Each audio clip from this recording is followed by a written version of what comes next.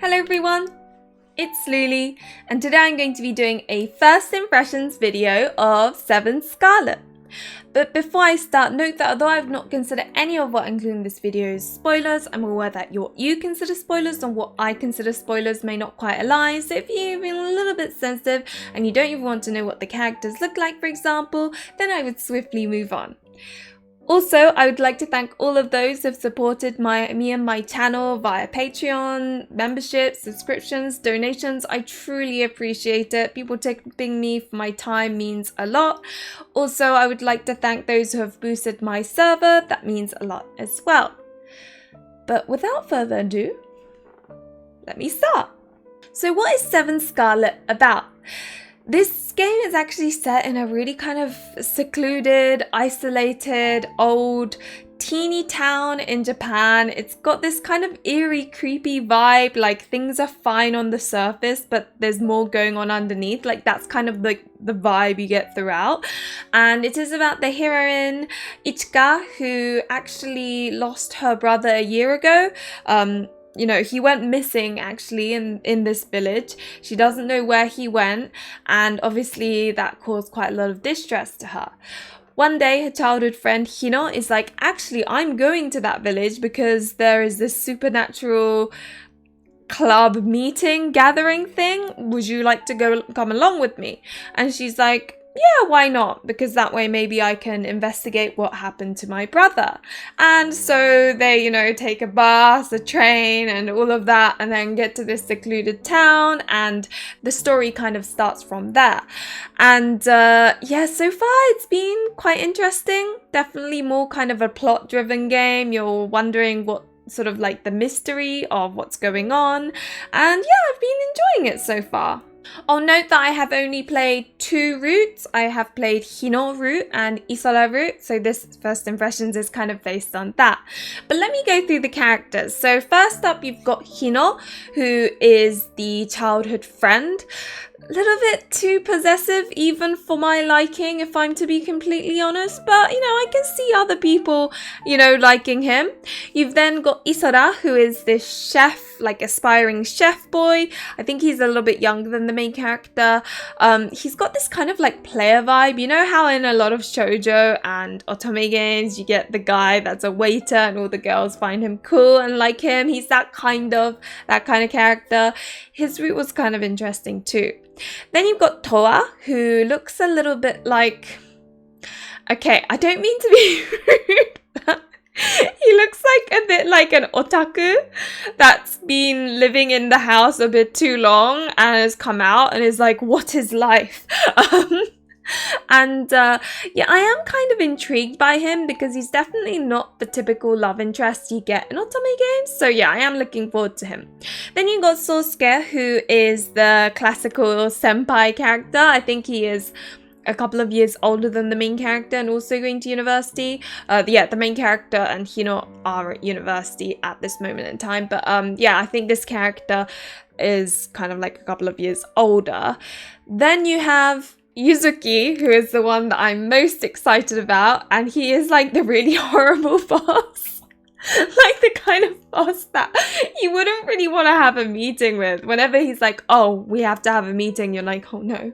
And you're dreading it all day long because you just don't want to have that meeting. But of course, it's an otome game, so, you know, a bit different. He's cute, he's cool. I'm not the one in trouble, so it's like one of those characters. And then I believe there's like a truth and secret ally route, but obviously I have absolutely no idea who that is or what's gonna be, what's waiting for me. I am very much looking forward to it, and therefore I can't even tell you what it's gonna be about.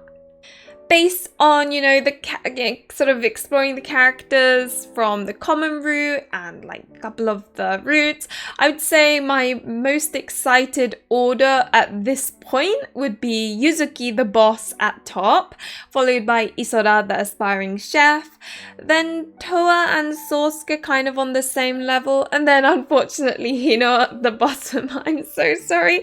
It's just that Hino unfortunately looks like a gal game protagonist, like the typical brown hair and like really ordinary NPC look. So he's just, I suppose I don't find him that pleasing to the eye, I suppose. Now let me talk about the heroine. I'm not going to lie, I think some people are going to struggle just because, so I'm not that affected by carpet main characters, but she is like on a whole different level. I don't know, she, in my opinion, she looks rather plain, and yet for some reason all the love interests are like really into her, and that dissonance, I can't, like, my brain can't compute it. So whenever all the love interests are like, oh my god, you're so cute, you're so popular, I'm like, but why? And so she's one of those main characters, and I do think in the West, where everyone likes the kind of strong female main character that you aspire to be, or like the super pretty ones, she's gonna be a tough one, I think, to get used to. I am this close to turning her portrait off because she looks like she's staring into your soul. And that's saying a lot coming from me. I'm really sorry if you're a huge fan of this main character. She's an interesting one. So yeah, those are my thoughts on the main character thus far. But there are a lot of like mysterious elements where I think she's missing some memories here and there. I'm not 100% sure. So I guess, who knows? I might feel differently by the time I finish the game. We shall find out. The UI is quite basic. You've got your love catch, you've got your skip function. However, there is no, as far as I could tell, there is no skip to next option function. So you probably will be sitting there kind of waiting for the text to scroll.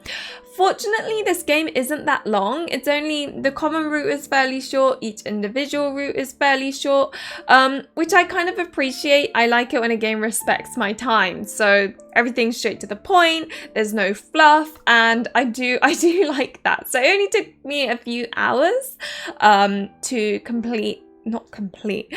finish the common route and then do the individual route. So if you follow a walkthrough, I think it's going to be like you can get through it quite nicely. Now my rating so far would be sort of a 7 out of 10.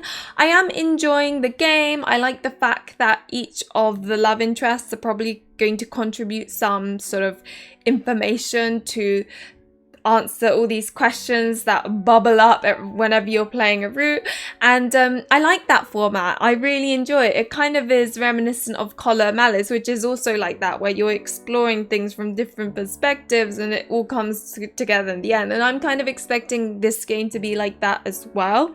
I also like the creepy, you know, old school village vibes. It's very similar, I guess, to, you know, Persona 4, for example, where you go to that old town and it's a bit creepy. Same goes for maybe Higurashi, although not quite that extreme. It's got that feeling to it. I'd say the main character is a little bit frustrating, but you do get used to her. And also, I would say there were slice of life elements that I did not really care for, but that is very much me. I am not a huge fan of slice of life elements in the common route because I do get bored. Yeah, my attention span isn't very good. So all in all, yeah, 7 out of 10. I think this game is definitely more plot focused than romance focused. There is romance, you know, there's like kiss scenes and it's nice, but I think the reason why I'm enjoying it so much is because it's so plot focused. Like, that is the main thing, with the romance being a side thing, if that makes sense. It's not like Buster Bellows where it's like non-existent, it's still there. There is romance, the, you know, relationship develops through the plot, but that isn't the focus, if that makes sense. So I guess that's something to bear in mind. Now, moving on to who I would and would not recommend this game to. I would recommend this game to those who prefer plot over romance. If you're looking for like a super, you know, you want to know the story and you don't care so much about like the character themselves. I mean, obviously you learn about the characters too, but it is very much like the overarching plot kind of formula. So if you enjoy that, great. if you like mystery and like different pieces coming together and all your questions being answered in the end, then this is also a great one for you. If you enjoy that kind of summery cicadas in the background, oh my god, it feels kind of like there's a lot going that I don't know about behind the scenes, then, you know, I think this is really going to be your cup of tea, because it's most certainly mine. And also, of course, if you don't mind simple artwork, because the artwork is kind of like the sort of realistic style. People wearing clothes that people would typically wear. You know, there are no fancy hair colors or anything apart from Toa, but he's very strange. So yeah, if you're happy with that, great. However, I would not recommend this game if you're looking for a doki romance, focusing on each character at a time kind of game, because this is very much, as I said, an overarching plot kind of like story kind of game. So yeah, I would probably avoid it if you just want like sweet happy romance, because you're not gonna get it here. Also, if you really can't stand the carpet main characters, then this may not be for you, because she really is like the archetype of retro otome games, where she's like really, I don't mean to be rude, but plain. And don't get me wrong, she's pretty, just not like Olympia Soiree pretty, if you know what I mean. There's nothing, she doesn't come across as anything special. Which brings me to the art style. It is very simple. You know, it's not like Olympia Soiree or Cupid Parasite, where there's lots going on. It's really beautiful, all of that. It is very like bog standard, straight up, simple, what's necessary. It's done well. The art is good. Way better than anything else, you know, I could do anyway. Just very simple, if that makes sense. I would also not recommend it if you can't deal with any, like not even a smidgen of horror, because, well, there aren't necessarily any like jump scares or anything like that. It's just very kind of creepy. And if even that is something you struggle with, then this may not be the game for you. I'm really hoping there are no jump scares, because so far I haven't come across like a proper jump scare, if that makes sense. And the one thing I can't deal with in any game is jump scares. So I'm like, please don't let there be any jump scares, because then I'll have to stop playing. But yeah, so bear that in mind. So my overall thoughts are, yeah, I'm really enjoying it. I don't know, hopefully I keep on enjoying it at the rate I have been over the last couple of routes. Fingers crossed that all my questions get answered, because I hate it when an otome game builds up all these questions and then doesn't answer them, like what was the point type of thing. So fingers crossed that all answered, and yeah, I think that's all there is to say. If you have any questions, do ask them in the comments below. As is always the case, thank you very much for watching. Remember to like and subscribe if you enjoyed the content, and hopefully I will see you in another one of my videos or streams. Bye!